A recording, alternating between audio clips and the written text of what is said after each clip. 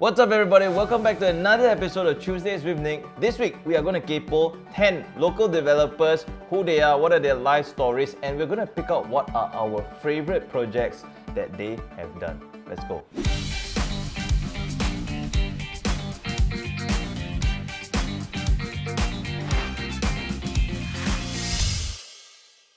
First up, let's begin with All Green Properties, and if you've been an avid property fan, you definitely will know of this group, and they are none other than the Kwok family. So who are the founders? The Kwok family group stems from the richest man in Malaysia at one point and one of the greatest tycoons of our times. He is none other than Mr. Robert Kwok, and known as the Tang Wang. So his legacy stems from his sugar trading escapades in Asia, and at one time he even held 10% of the world's sugar supply. So if you look Robert Kwok up, you'll find that his net worth is estimated to be 12 billion USD today, and he has two sons. Eldest son is Kwok Kun Ho and is the chairman of Kwok Group, whereas his younger son is Kwok Kun En, and he is the chairman of Kwok Singapore. So he also has a daughter, which is Kwok Hui Kwong, and is the managing director and chief executive of South China Morning Post Group and the chairman of Shangri-La Asia. Yes, they also own Shangri-La. In 2013, it went out in the news that Robert Kwok's unfortunate family dispute were fighting and squabbling over who will succeed the family business, and originally Kwok Kun En was slated to be the key successor of Kwok Group, but I think the rest cannot take it. So he took a long leave of absence because of the pressure, and due to his absence, his elder brother took the post. But more than his immediate offspring, Mr. Robert Kwok has a very successful nephew, and his name is Kwok Kun Hong, the co-founder of 𝗏𝗏, a palm oil producer. So aside from sugar, they also have a palm oil legacy and estate, and he has a net worth stipulated to be 3.6 billion USD. This guy is a good guy.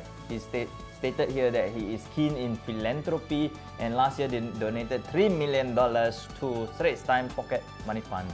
So what are their notable projects in their portfolio? You can find Sky Suites at Anson, also you got Cascadale, and also they are the recent developers behind Pasir Ris 8, which is very hot.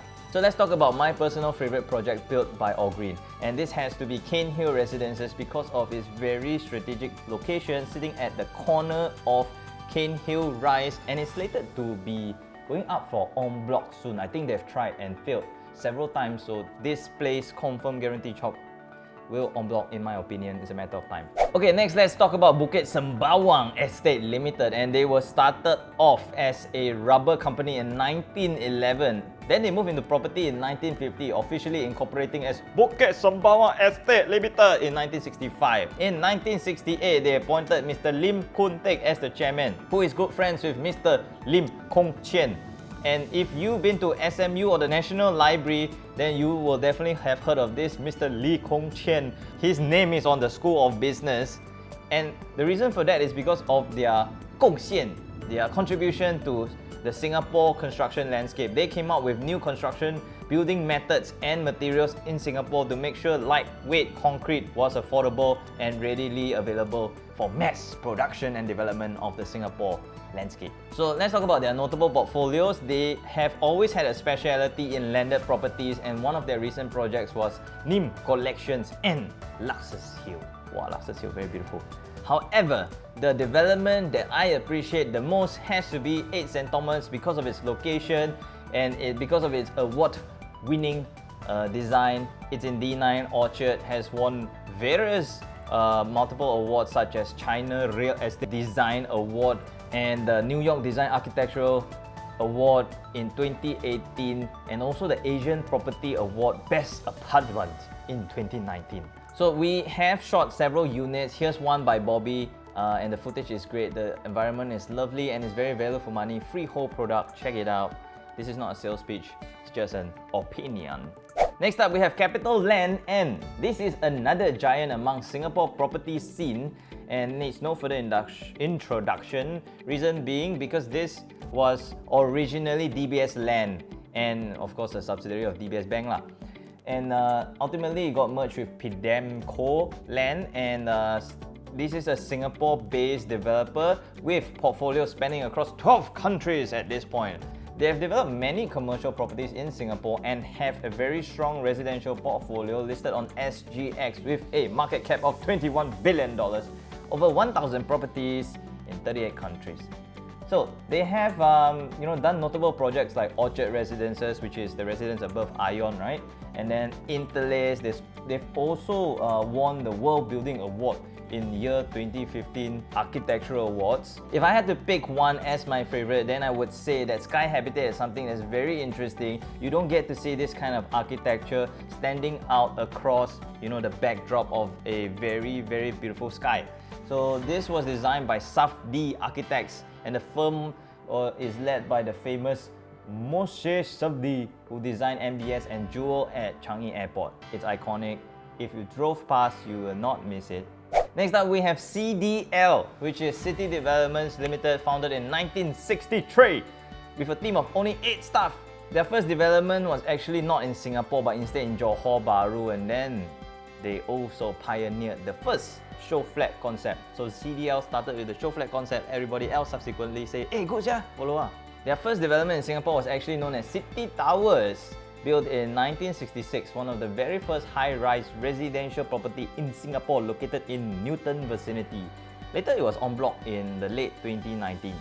Check this out. CDL was first listed on the Malayan Stock Exchange, but within 2 months of its inception in the early days, CDL was already not profitable. But this all changed when Hong Leong came in and began investing in CDL in 1969 and acquired a controlling stake in 1972, which subsequently led to CDL's taking advantage of the Singapore economical growth of the 70s and the 80s. And check it out, today it's listed on SGX as one of the biggest developers with a market cap of over 6 billion, and its operation spans over 100 cities in 29 countries globally. Very sick. Hey, many of their notable projects are of a very good portfolio. Check this out: South Beach Residence, St. Regis Residence, and one of my favorites is actually the sale at Marina Bay. This one, no need introduction. This project was standing alone in Marina Bay, and when Marina Bay Financial Centre got redeveloped, or I would say facelift in post-Lehman Brothers, it followed the trend of the post-Lehman property cycle boom, and the project basically appreciated 3 times on average. Very profitable for the owners who bought early on. Next, let's talk about Far East Organization, and it was founded by Mr. Ng Teng Fong, otherwise known as the King of Orchard, for developing Far East Plaza and Lucky Plaza. At the time of his death in 2010, he was the wealthiest man in Singapore, and Mr. Ng Teng Fong had done many philanthropical works like starting a hospital in Jurong East named after him, and his family also donated heavily to funding its construction. So today, over 780 developments globally. Apart from commercial properties, they also have very notable residential properties, and he started constructing terrace houses in 1960. With the very first project being in Serangoon Gardens vicinity. So some of his recent notable developments are Floridian, Nexus, and also in Bukit Timah Road stretch. But my personal favorite is LTES because of its location in strategic Tanjong Pagar into the PSA. If you can see some footage here that we have of LTES, it's really, really lovely. Next up, we have Frasers Property, and this is a very interesting developer actually. They started off as Cold Storage Limited. Yes, Cold Storage, your grocer. And their very first property was actually the development of Centrepoint, where the very first cold storage was. I'll take you back in time. First, let me tell you, today they were eventually acquired by Frasers and Nerve, which is F&N, which makes, all your F&N drinks, carbonated drinks. And they were renamed Frasers at Centrepoint, and then eventually Frasers Property. Fun fact, F&N had nothing to do with drinks in the past. They were a printing company. Today, it has over 39.2 billion assets and operations over 70 cities across 20 countries. And their notable portfolios are projects like 𝗏𝗏𝗏𝗏, Camelot. Okay, let's talk about the history of cold storage. This is very interesting. They were incorporated in 1903. They were distributing frozen beef, mutton, lamb, game, and fresh butter, fruit from and other Australian food products.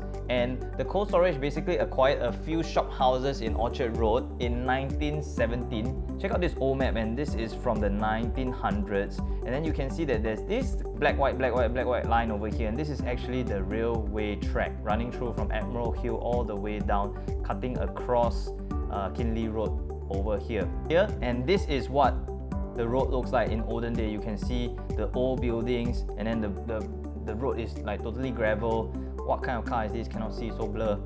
But if you can see that flagpole over here at the top corner, that's where cold storage is. And look at it today. This is basically how the road looks today, right?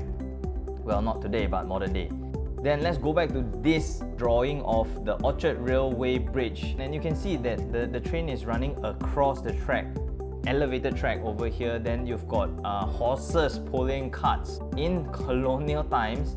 Then let's zoom back to real day, and you can see this is where cold storage center point is. And if you look on the map, it is really at the juncture here of the railway cutting through Orchard Road. Cold storage was always standing with their flag. Okay, let's talk about my favorite properties by Frasers, and it has to be Boathouse.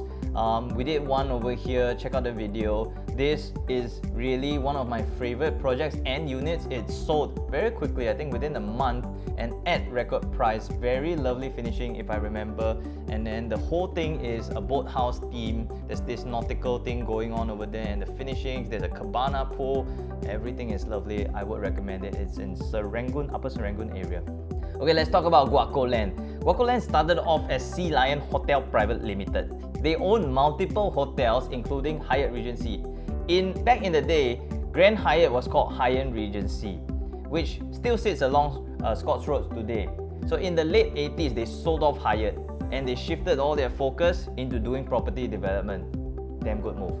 Since then, they have developed more than 30 residential properties in Singapore, which include Chiltern Park, Melville Park, and also they are the people behind Midtown Modern and of course Midtown Bay. So all these are very, very good portfolios under their belt. I would say my favorite is Guacao Tower and Wall Lake that sits on top of that. Very simply because it is the tallest building in Singapore at 290 meters.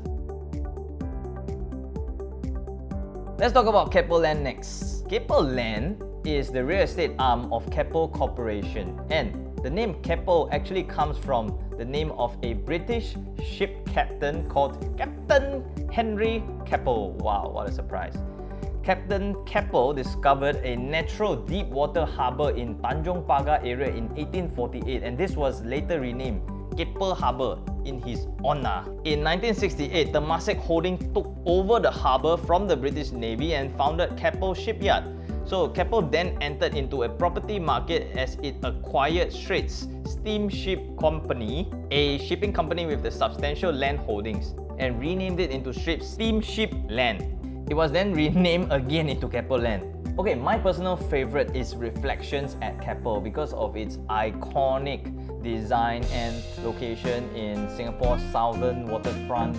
Well, it really does add to the landscape wherever you are from somewhere in the city and see Reflections at Keppel, and it's super iconic. The buildings like curve, they look like, I like to describe them as lovely swords in the backdrop of the sky. Next, let's go to MCL Land. And MCL started as Malayan Credit Limited in 1963. The main business was actually a hire purchase financing, and they eventually entered into the property development market in 1969. Originally owned by the Chua family, who were the famous founders of Malayan Credit, it was later acquired by Jardine Cycle and Carriage, which is a subsidiary of Jardine Matheson. And yet another subsidiary of Jardine Matheson is Hong Kong Land, which later fully acquired MCL Land. So MCL Land has developments all across Hong Kong, Singapore, Malaysia, China, Vietnam, Philippines, Indonesia, Thailand even, and is known for implementing smart home systems in the homes. So the notable projects include the Estuaries, Soul Acres, and many more.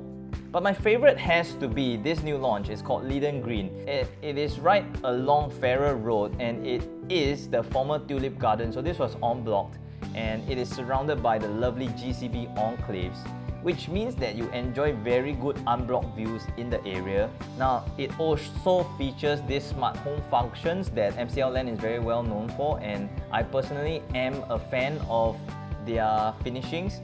In the last 5 years or so, I would say that this has been becoming increasingly popular, and I would say they are one of the first few who started to implement this. Finally, let's talk about one of my favorite developers. This is Oxley Holdings, and this was founded by Mr. Ching Chiat Kwon, who used to be a police officer before he left the force to become an entrepreneur, and he started making inroads in the property market in 1996 when he founded Oxley Construction, which originally started to build show flats for the developers first. Then more than 10 years later, he successfully developed 13 properties and sold them before he even officially founded Oxley Development. Oxley was incorporated in 2010, and 8 years later, 8 short years, Mr. Ching rose to the top of Forbes' list as the top 50 richest man in Singapore with a net asset value of $545 million. So Oxley is known for their extensive portfolio in the pioneering of developing studios and one-beders, and some of the well-known developers are Midtown Residence at Hougang and King Albert Park Residence, which sits on land of the former two-story McDonald's, King Albert Park. My favorite has to be Kent Ridge Hill Residences, because this is a new launch that sits on a very beautiful plot formerly known as Vista Park Condo. Oxley later purchased it via en bloc and redeveloped it into a condominium plus strata landed living. And what I really appreciate about it is low rise, and to the back you have nature, you have access to nature in the park. So these are the 10 developers that we've covered today. If you want to know about any other developers, put it in the comment section below, because I also like to 𝗶𝗶𝗀𝗃𝗲𝗃𝗀 them. See you soon.